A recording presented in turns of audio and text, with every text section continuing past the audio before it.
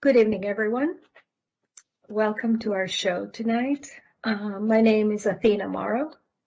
I am a longtime employee of Montgomery County, working as a manager for Health and Human Services. It is my pleasure to welcome you. During our show, if you do have any questions, please post them in the Q&A section that you have available. Or if you're following us through Facebook, post a question there. We will be monitoring those questions and answering as we can, or moderating them at the end of the show, asking our guest speaker to answer. It is my pleasure to introduce Ms. Shanika Key, who joined the African American Health Program, also known as AAHP, in 2018, and is a licensed social worker in the state of Maryland. She received her bachelor's degree in healthcare management from Howard University and went on to attend the University of Pennsylvania, where she received her master's in social work with a specialization in healthcare. Shanika's social work experience ranges from providing psychotherapy to children and families to case management and care coordination for pregnant women in the AAHP's SMILE program. Today, Shanika works closely with community members and agencies to provide psychosocial assessments and to address the mental health needs of Montgomery County residents. It is our pleasure to have you on board, Shanika, and we're looking forward to your presentation. Thank you. Thank you so much for that wonderful introduction.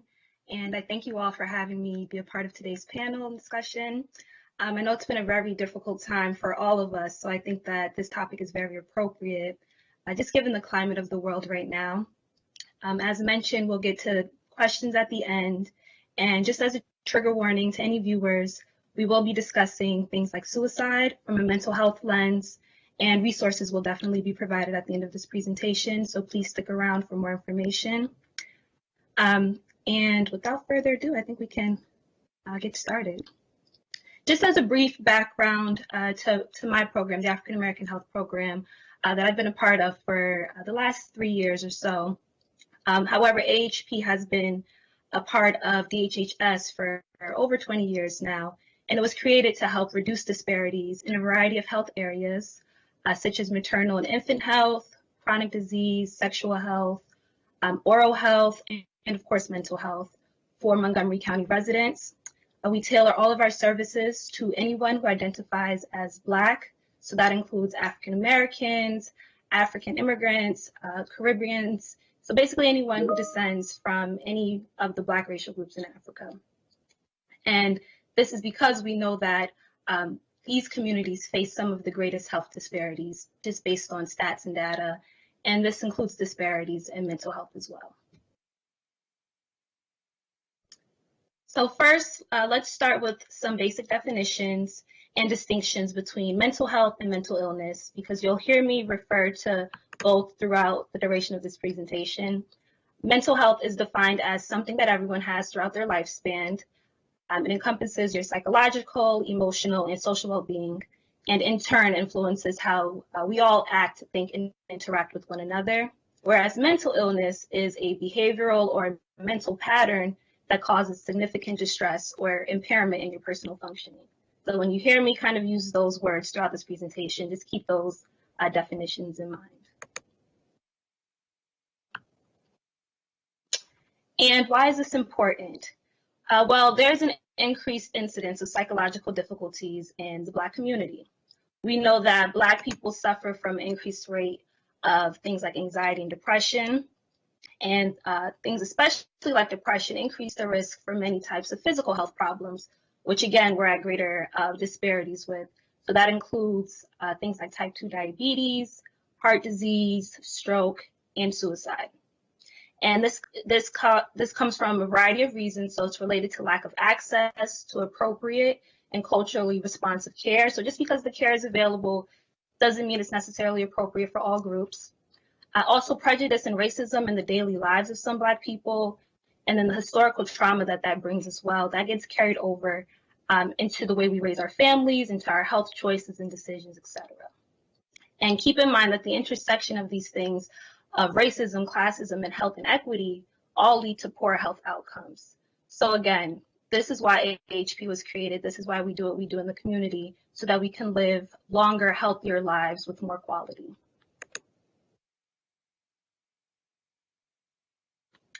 And what are some of the causes of mental illness? So we know that there are a variety of causes, and there's no way you can pinpoint one specific cause. But some of the probable causes of mental illness are biological. So some mental illnesses have been linked to abnormal functioning of nerve cell circuits or pathways that connect particular brain regions. Some mental illness runs in family. So if you have a family member who has a diagnosis, more likely than not, you are more susceptible to a similar diagnosis. And then there's the additional environmental stressors that can also have an impact. So stress can and will exacerbate symptoms of any mental illness. And when we lack the capability to properly cope with chronic stressors, we may abandon things like our self-care, we may grow more anxious, and we make ourselves sicker, both mentally and physically. And when we think of mental illness, I think a few things come to mind for most people. Of course, depending on what you may have been exposed to, have seen, or read about in your life. But some of the most common mental illness diagnoses include things like mood disorders, so that would be something like depression, but also anxiety disorders. In fact, with anxiety, this is probably the most common mental health diagnosis in the US, with nearly 30% of adults experiencing it at some point in their lives, yet less than 50% of those adults who experience it will actually receive treatment. So that's a pretty big number.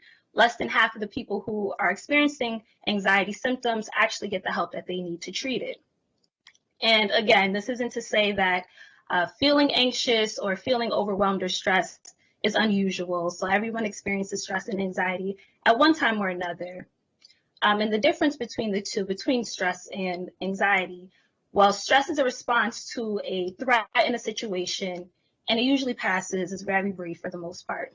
Whereas anxiety is a reaction to that stress and how your mind and body is responding. And some of the common symptoms of generalized anxiety disorder might include things like excessive anxiety and worry, fatigue, restlessness. Some people experience aches and soreness in their muscles, impaired concentration, irritability, and difficulty sleeping. There are a few things that you, of course, want to keep in mind with any mental illness and actually receiving an actual diagnosis. You want to keep in mind things like onset. So when did it start? When did it begin? You want to keep in mind the severity. How is it impacting your daily functioning and your daily lives? You want to keep in mind time frame as well. So how long have you been dealing with this issue? And also a combination of the symptoms. Are you just experiencing one of these symptoms, or maybe two or three? So specifically with anxiety disorder, for an actual diagnosis, it requires 3 or more symptoms. More often than not, you're experiencing these symptoms more often than not, and for at least 6 months. And of course, only a mental health professional can actually diagnose you. This is a very serious illness, of course, but it's also treatable. So again, you want to make sure that you're able to identify these things within yourself so that you can get the help that you need if needed. And then another common diagnosis that we often see in the mental health field are different mood disorders. So that includes things like depression, and there are different types of depression, of course. But more than 20% of US adults experience a mood disorder at some time in their lives. So again, very common. There's things like major depressive disorder, bipolar depression, seasonal affective disorder, premenstrual dysphoric disorder, postpartum depression. So these are just some of the different terms and things. And again, keeping in mind things like onset, severity, that might distinguish one diagnosis from another. I would say one of the most asked questions that I receive is, how do I know if I'm depressed? So here are some of the common symptoms of depression. I know some of the fine's a little small, but I'll read a few out loud. Feelings of being sad or empty, feeling of hopelessness or helplessness. These are some of the common things people say to describe how they're feeling when they're depressed, feelings of worthlessness, having excess guilt, of course, some more common symptoms, the inability to sleep or sleeping too much, extreme weight gain or weight loss. And then some people even experience bodily symptoms. So again, aches and pains throughout your body that is not explained by any medical reason, or just changes in your mood, being angry, irritable. All of these things can be signs of depression. Another thing to keep in mind, however, and this is really the meat of today's discussion, is expression. So not everyone will express symptoms in the same manner. So for example, among Black youth, depression can manifest as relationship or behavioral problems, low self-esteem or pessimism, rather than low mood or fatigue that's typically associated with adult depression.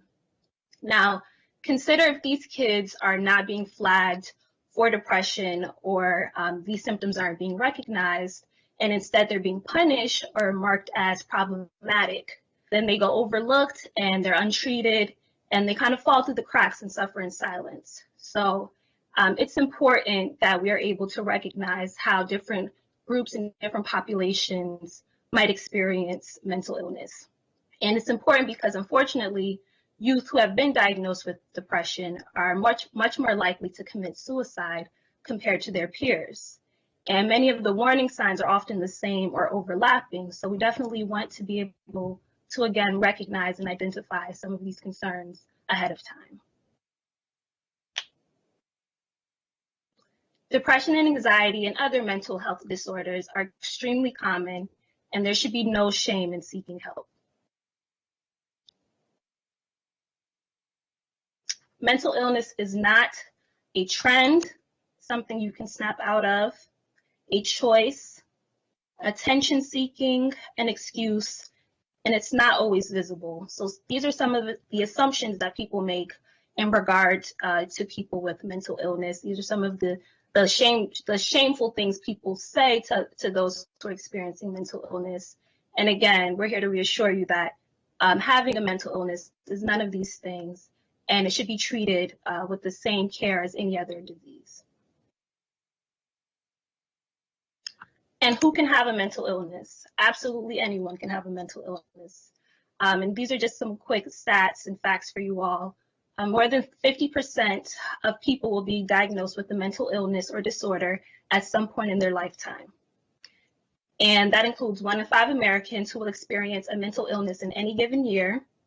1 in 5 children are either currently or at some point during their childhood have a seriously debilitating mental illness.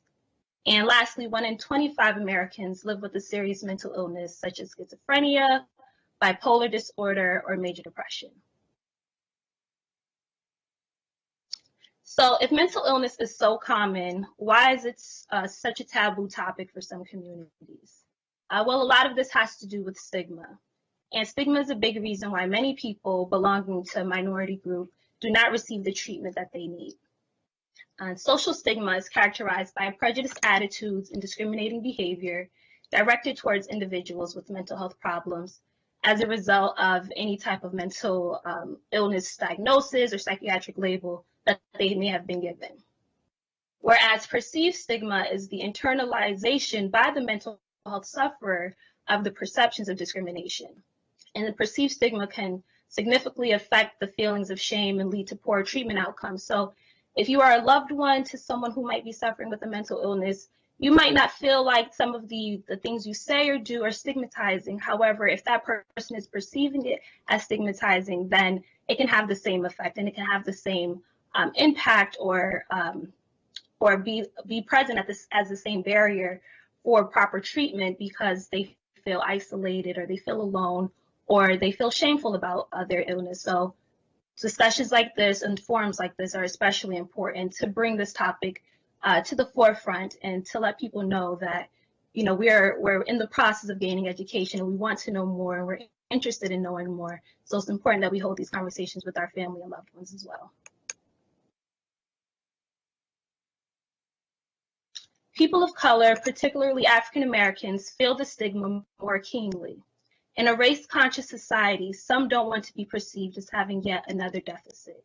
And this is a quote by Mrs. Campbell, just on how some communities, especially communities of color, particularly Black communities, we don't discuss these things, and this is why. Because we don't want to have another label on us. We don't want to seem inferior in any other ways, and we attach mental illness to those things, to those ideals of inferiority, which again, it's all part of that stigma. It's all part of some of those behaviors that we've been brought up on to think that these are things that we don't talk about with one another. We don't bring outside of the household. However, the effect is the exact opposite. So the more that we try to keep it on the hush and we try to not speak on these things, the worse it actually is for everyone, for all of society.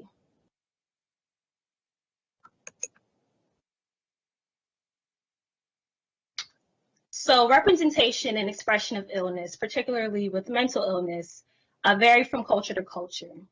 However, mental illness is difficult to treat if we don't take into consideration its wider cultural meaning. So this is why, again, things like clinical trials and participation in surveys and things are so important.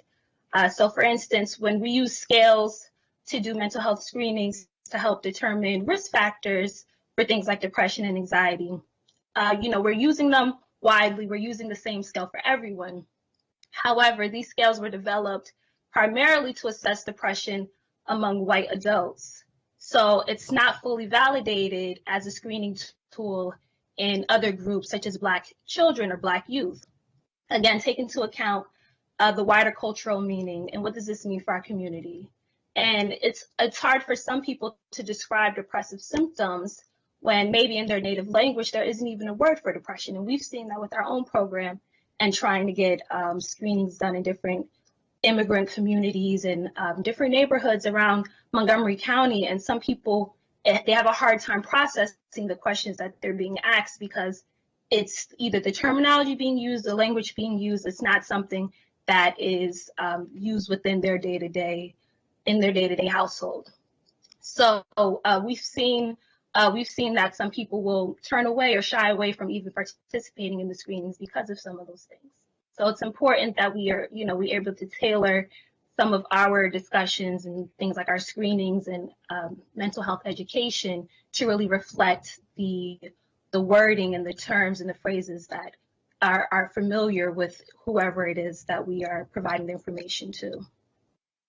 And some analysis suggests that immigrants in the U.S. are the least studied, that African immigrants in the U.S., are some of the least studied immigrant groups here in the States, despite growing rates of migration and policy efforts to address health disparities within these communities.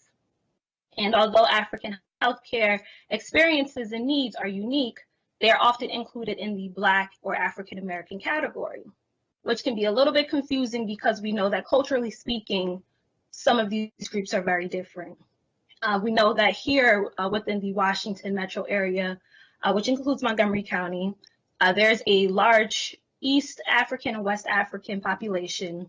However, the mental health needs and practices of people migrating from these areas, and just generally speaking, they remain poorly understood because of the lack of participation in things like clinical trials and studies.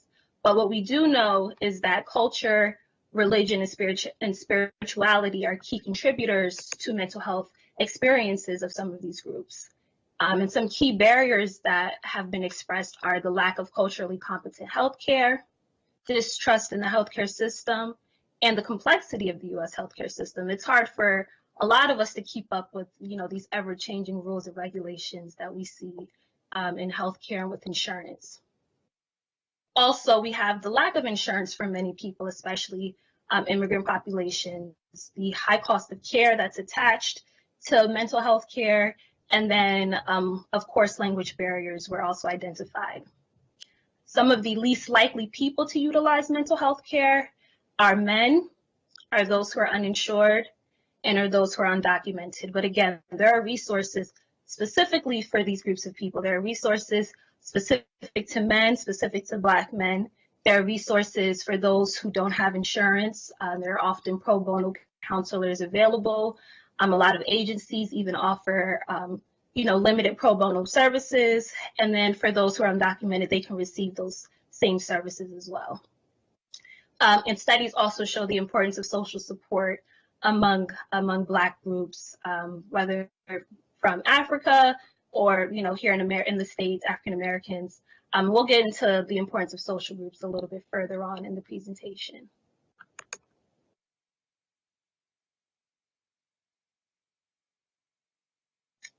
Okay, and according to the Health and Human Services Office of Minority Health, African Americans are 20% more likely to experience mental health problems in comparison to the general population. Some of the most prevalent mental health disorders among African Americans are major depressive disorder, attention deficit hyperactivity disorder, also known as ADHD, and post-traumatic stress disorder, also known as PTSD.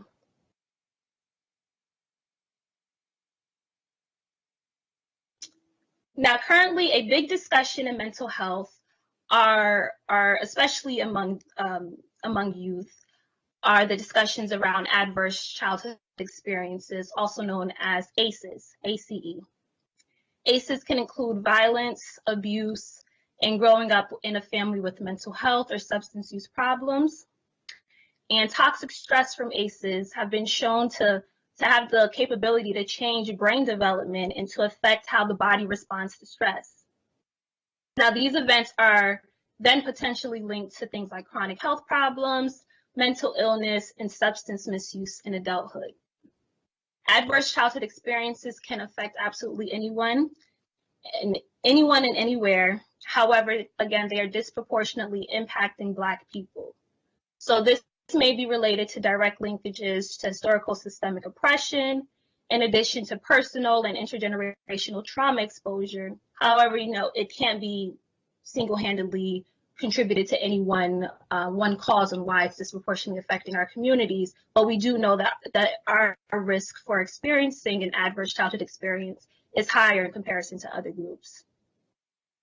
In fact, we know that 61% of Black children are likely to experience an ACE.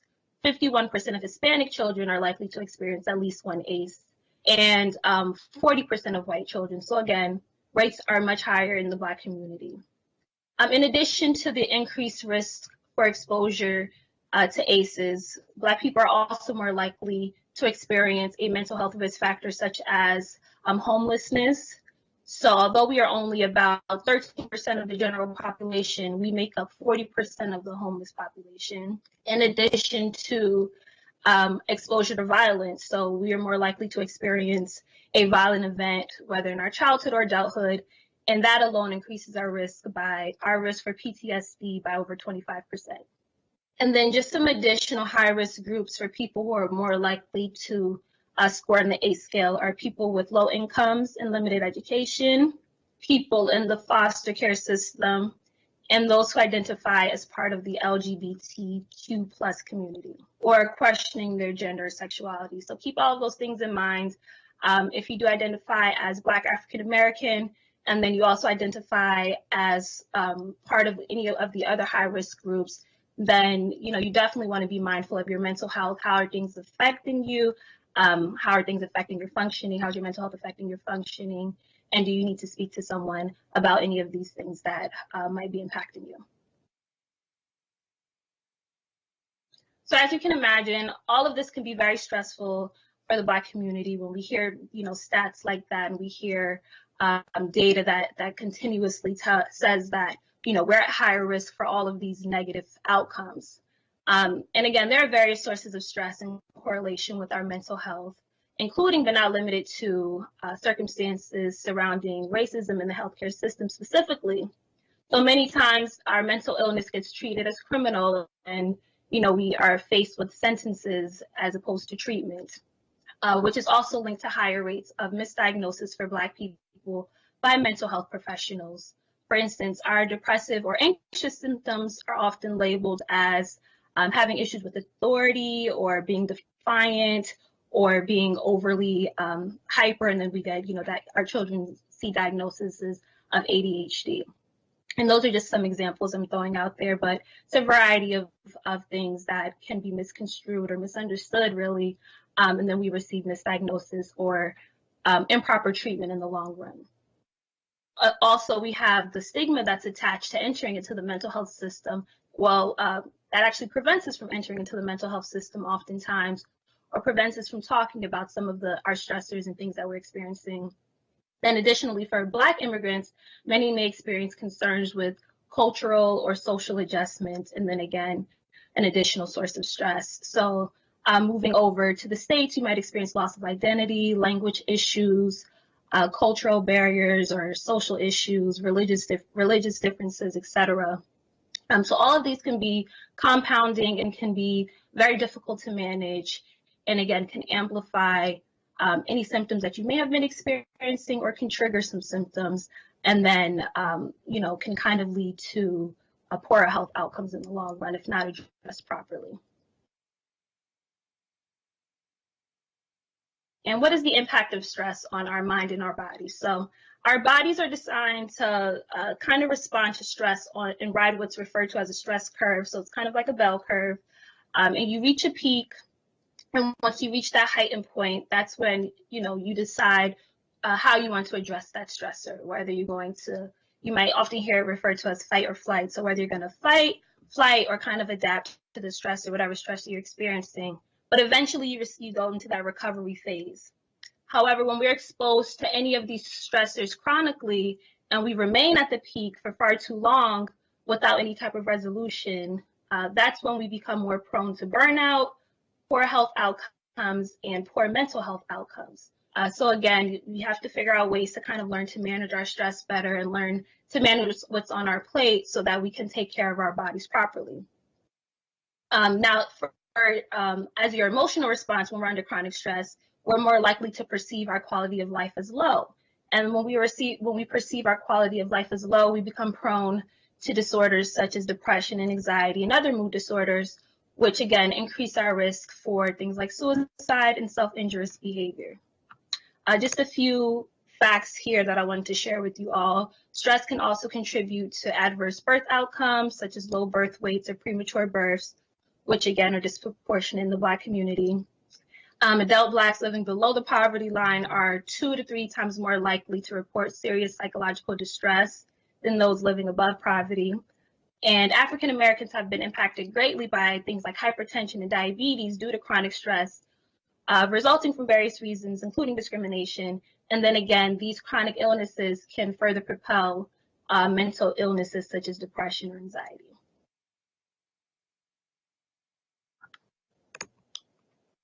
Now, stats continuously suggest that Blacks or African Americans have some of the lowest incidence of suicide. So there are, clearly some protective factors there. However, some of the fastest growing rates of suicide attempts are in Black children under the age of 12.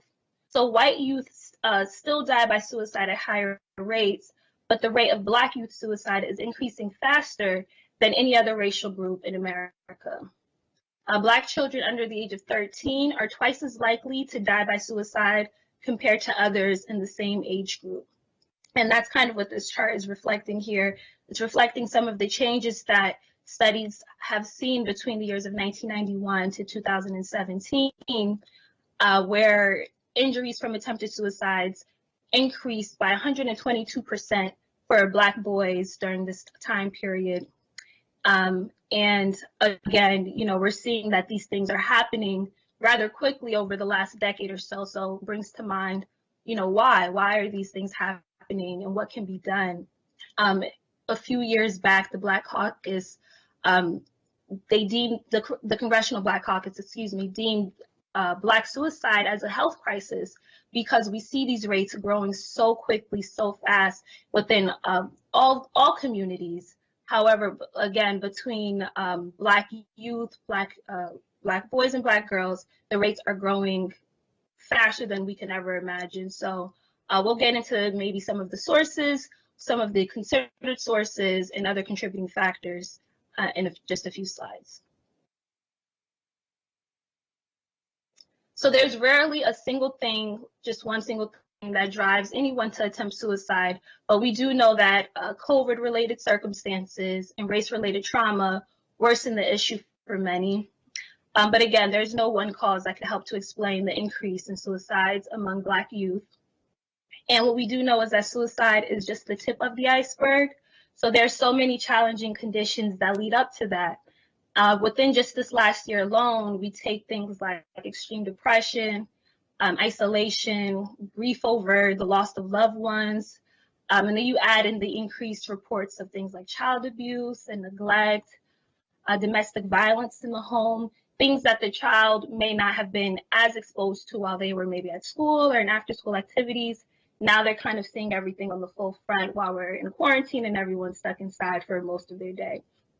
So all of these things are, again, compounding and can be extremely difficult to manage for children.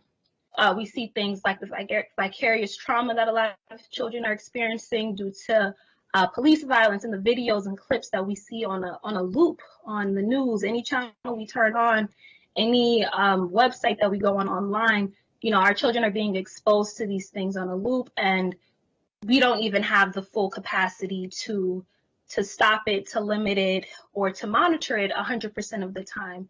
So it's definitely important that we pay more attention to what our children, what our families are being exposed to.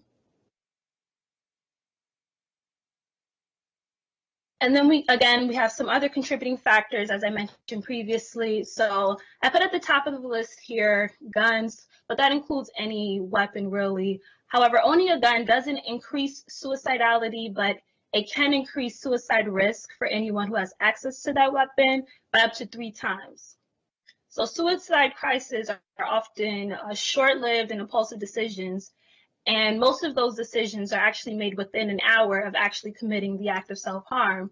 So if someone has access to a firearm, that can make for a very quick decision for someone who's not mentally well. We have drugs second on the list. So there's an increase in recreational drug use, especially among Black youth. And this has been linked to both intentional and unintentional overdoses leading to death. And that includes the usage of things like opioids, lean, which is really popular in the hip hop culture. We hear all the rappers talking about it, and other party drugs as well. A little bit further down the list, we have bullying, which again ties into like problems at school. So problems at school can include grades or relationship issues. So bullying that should be highlighted in red, big bold letters. It can definitely have an adverse impact on depression, anxiety, and suicidal ideation and attempts. And in the case of Black youths, that bullying is often racist in nature. So keep that in mind as well, especially, over the last few years where racism and things like discrimination have just been so proudly shown all over TV and the internet and things like that. You want to just keep in mind any experiences your child might be sharing with you. And then under that, we have social media.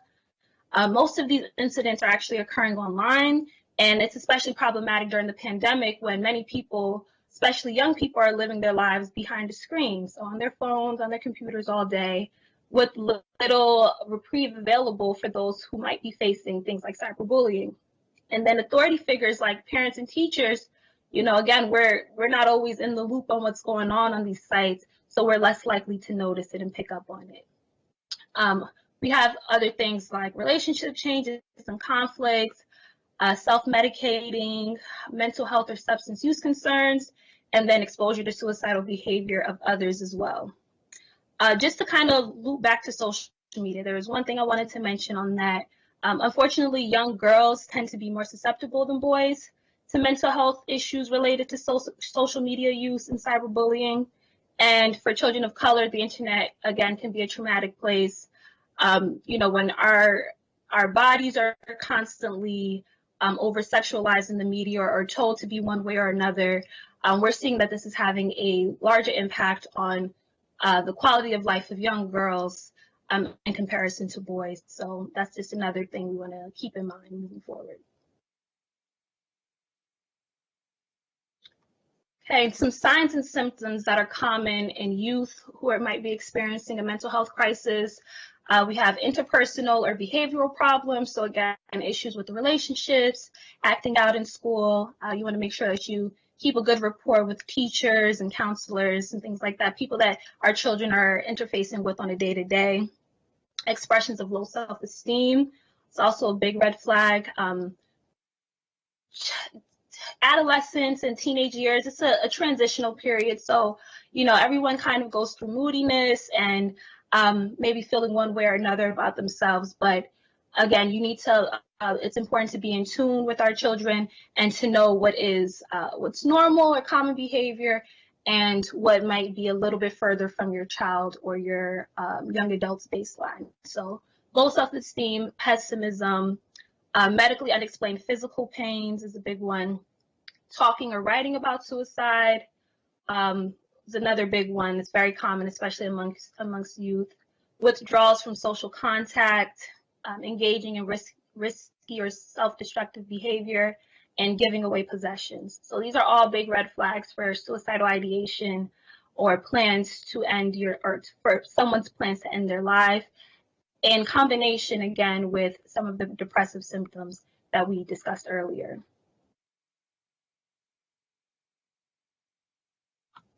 And what are some barriers that we commonly see in the Black community to receiving appropriate and proper mental health treatment?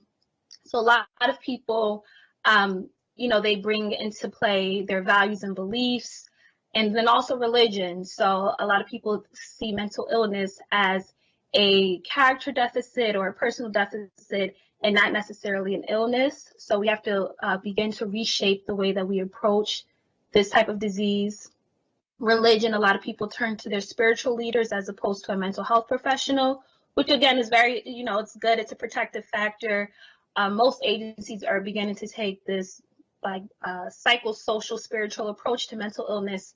However, you can't rely on just one thing, especially if it's not tailored specifically for mental health. So having a good religious or faith-based orientation is great. However, if you are suffering with a mental illness, having a mental health professional treat that mental illness is necessary. Cultural norms and/or expectations, so feeling that stigma or shame again, and tied with societal norms. Gender role and stereotypes. We saw the stat that most men are some of the largest groups of people who don't receive treatment for mental illness. And then things like limited resources, family roles, and then limited minority therapists. So not being able to connect with the therapist that is culturally responsive to that individual.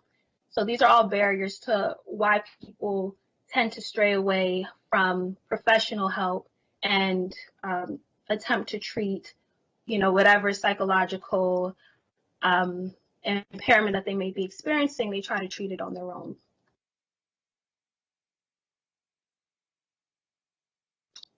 And these barriers can be tied to a lack of information and understanding for the most part. So many of us misunderstand what a mental health condition is.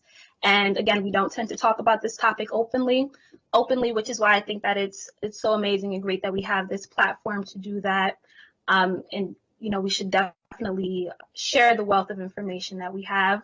And we also have trouble recognizing the signs and symptoms of mental health conditions. And that then leads to underestimating its effects and its impact on an individual's overall well-being and their health. And this lack of knowledge leads many to believe that a mental health condition is a personal weakness or some sort of punishment from God, especially those who are more faith-based oriented. Faith and spirituality. So experts have also pointed to a tendency for many people to, again, think that mental illness is supernatural or can only be healed by like a healer or a priest or a pastor or some type of spiritual or traditional interventions.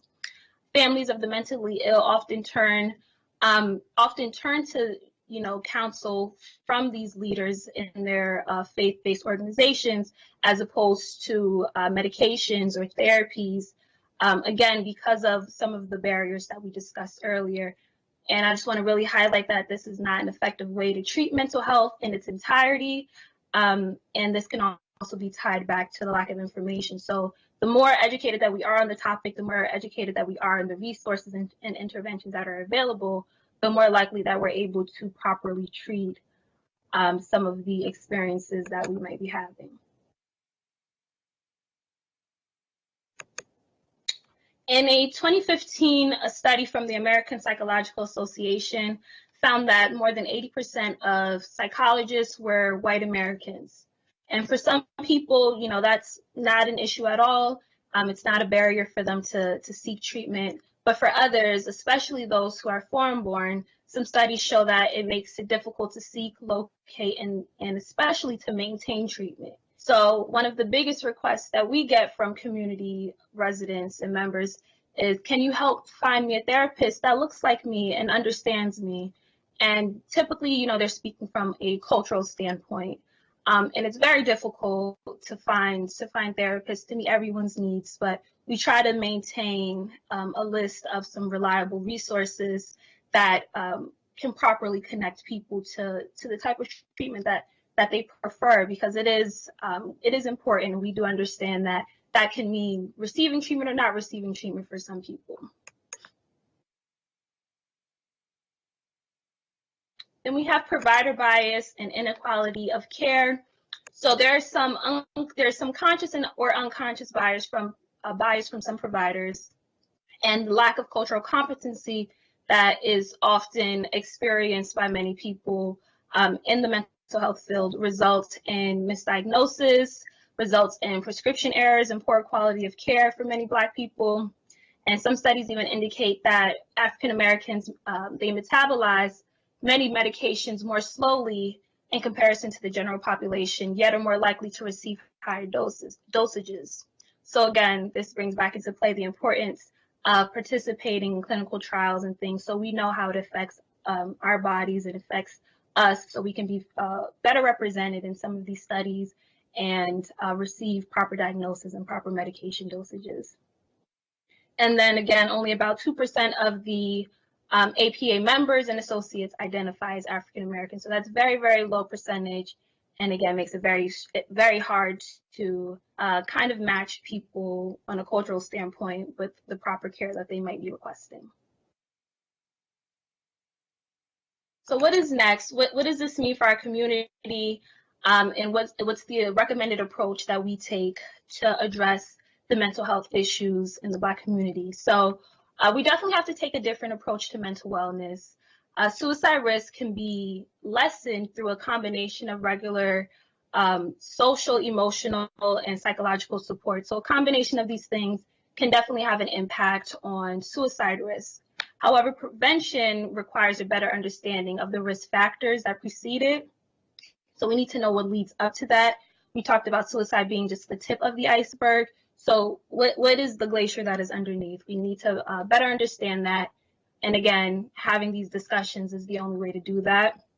And some research suggests that teaching our youth skills like resilience and emotional regulation, and equipping them with those tools required to understand, vocalize, and manage their feelings could definitely help promote healthy coping strategies that can last a lifetime, and it can help them to better manage any type of susceptibility that they may have to mental illness. And many experts also recommend that these things are introduced to them during school age, and I know many public schools these days, they're offering in-school therapy and mental wellness courses and things like that, so that our kids can have a better understanding of what might be going on with them or a loved one or a friend. And then we know that social support is so important. It's a well-established predictor of mental well-being for many populations, but especially for the Black population and immigrant groups. So support from one's community could, sometimes moderate the negative effects of some of the trauma that we experience on a day-to-day. Some Black Americans, we turn away from specialized treatment, but we're more likely to seek help at things like community gathering places like the churches, barbershops, things like that, where we feel more comfortable having open discussions. if at all. So thankfully, we know that the stigma is changing slowly, but surely. So, step by step, things are getting a little bit better. People are able to recognize signs and symptoms more, but not necessarily enough or as quickly as, some of the stats suggest might need to happen, where our children are facing the consequences. And these are some recommended approaches for providers. So it's recommended that we get more Black youth linked to culturally affirming counselors, especially important in decreasing rates of suicide, providing a safe space to express and process stress, issues, and concerns, having basic education on cultural sensitivity. And this will include for all mental health providers, whether you're a psychologist, psychiatrist, social worker, family therapist, etc. And also things like developing community-based partnerships, understanding the help-seeking practices of Black people. So not everyone, again, expresses symptoms the same or may request help in the same manner. So being able to understand maybe some of those slight nuances there. And then understanding some of the psychosocial forces that impact our mental health, whether it's the shame, the humiliation, or stigma that's attached to it that prevents us from openly seeking help, or having this complex that we have to be Superman or Superwoman and take the world on our shoulders.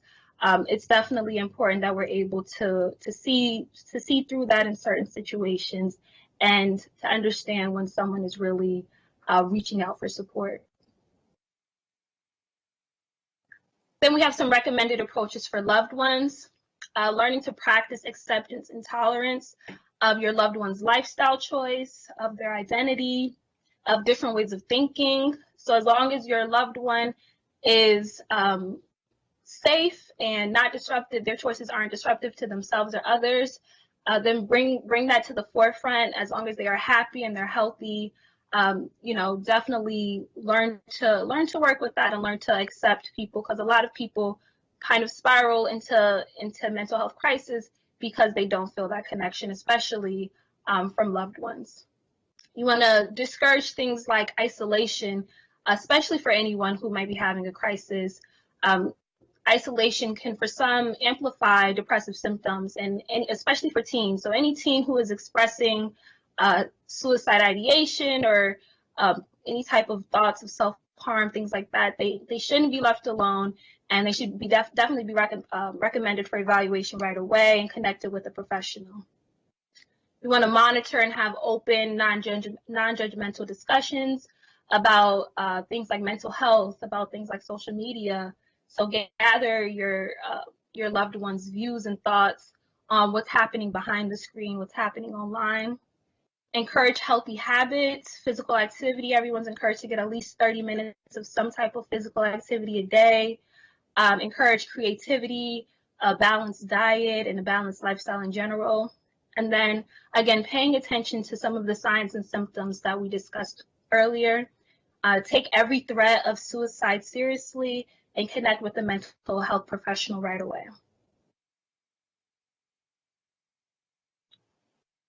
And then these are some solutions on how to connect with an appropriate provider if this is something that you are concerned about. So if you can't find a provider who identifies as African or African American, ask questions to get a sense of your provider's cultural sensitivity. And some things that you can ask are, have you received training in cultural competence or in Black mental health? How do you see our cultural backgrounds influencing our communication and my treatment? And lastly, how do you plan to integrate my beliefs and practices into my treatment? And these are questions you can ask in a non-confrontational way. Just kind of bring them up either during intake or during a session if you decide to go through counseling, but you want to make sure that you and your therapist are kind of on the same page. These are some things you can talk about and ask, without any issue, or at least I don't foresee any issues. But yeah, these are some good ways to kind of figure out if you might be receiving appropriate care. And then just briefly, we talked about COVID and some of its impacts on our mental health. In a recent poll, nearly half of the adults in the U.S. reported that their mental health has been negatively impacted due to worry and stress over the virus. And then again, we've seen so many people who have lost loved ones, so many people who have dealt with health crises themselves. So we know that within the last year, COVID has had a big impact on America's mental health in general. So we definitely want to be sure that we are, again, checking in on loved ones, checking in on neighbors, and whoever we think might be suffering. We know that COVID in and of itself has disproportionately impacted Black communities, whether it's lack of access to care, higher numbers of death or chronic illness as a result to COVID. So, again, want to keep all of these compounding factors in mind on how we're feeling now and how we will be feeling, down the line, 6 months from now, a year from now, a few years from now. And this is just a little worksheet that the AHP has been disseminating on practical ways to combat anxiety during COVID.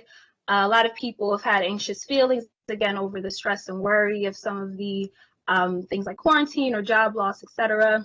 So these are just some practical ways that you can combat any feelings of anxiety related to COVID or not related to COVID.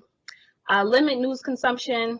Media has been driving everyone insane, literally. So if there's a way you can limit it to just on a need-to-know basis, we've seen that helps tremendously for some people. Again, discouraging isolation and encouraging connecting with others. We are human beings. We need to socialize. We need one another. So whether it's online or in person, just be sure to check in on one another. Find a hobby or learning a new skill. So many people have picked up on new skills over the last year, and it's been amazing. So just trying to incorporate those things into our daily life and adds value to our being and things like that. Again, moving your body. We want to make sure we get at least 30 minutes of exercise a day, and that's just at the minimum. And of course, practicing calming techniques. And there's just a brief meditation exercise that you guys can review when you have some time. And then, of course, we offer free mental health screenings on the AHP website. They're completely free, they're confidential, and they are anonymous. The screenings take anywhere from 2 to 5 minutes to complete. You can do it on your cell phone or a computer.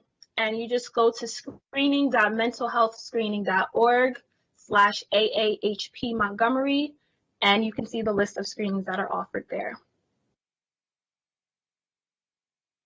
Just more information about how to access our screening tool on our website. But I wanted to just be sure that we shared some of these mental health resources with you all. There are tons of great resources out there. Most of them are virtual for the time being. But sites like Therapy for Black Girls or Therapy for Black Men, they have provider lists where they highlight different providers local to you. They highlight that provider's specific skill set, or where you their specific skill set, or their primary focus, and you can then pick which might be the best fit for you.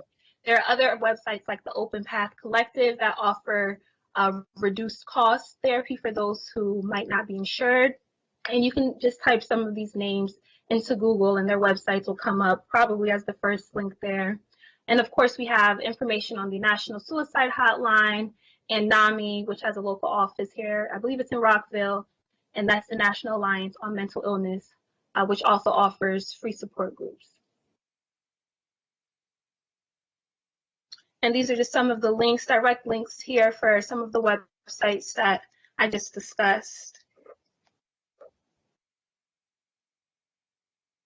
BetterHelp and Talkspace are also very well-renowned websites, and again, can offer some reduced cost counseling services for you.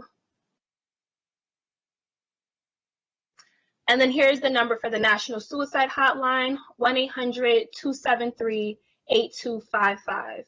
And that is a 24/7 toll-free hotline available to anyone in suicidal crisis or emotional distress. In addition to that, we have the crisis text line, again, 24/7 availability, and you just text 741-741 from anywhere in the U.S., and they'll connect you with a crisis counselor immediately. All right, thank you guys. This is the end of the presentation, and I hope that these resources are helpful to you, and I hope some of the information shared today is helpful to you. I think we'll get to questions shortly. Shaniqua, wonderful, wonderful presentation. Loaded with information and resources, very informative and packed with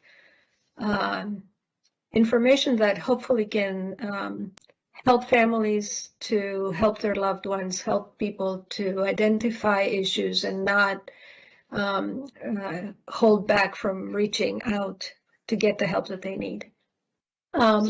We have some comments that are applauding basically what you have done, but we do not have any questions for you at this point. Okay. I do want to encourage folks to reach out to there is one. There is one Dornay? from Facebook Live. Good Okay. evening, everybody. I'm Dornay Hill from the County Health and Human Services, Behavioral Health and Crisis Services. So one of the questions online were, are there resources available to family members of a depressed person? Yes, I believe NAMI has a support group specific for family members who are dealing with someone with a mental illness, and it's a free support group. It's currently offered virtually, I believe, on Zoom. So if you go to their link, it's coming up shortly. Yep, there you go, NAMI.org. You should be able to access it. And I know they have different regions, but they definitely have a group here in Maryland. Awesome, thank you. There was also lots of applause and praise for this very timely and great topic. And we are so thrilled to have you here. And if we go to the last slide, we're also giving you some county resources that are open 24/7. The Montgomery County Crisis Center, Every Mind, Tree of Hope, and other county resources that are right here. Every Mind also has a suicide prevention and talk line. Montgomery County Crisis Center is open 24/7. You can call or walk in as well. So.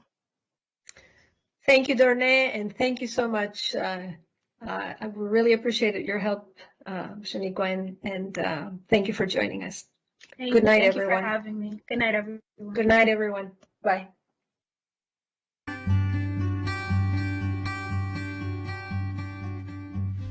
Well, that does it for this episode of Made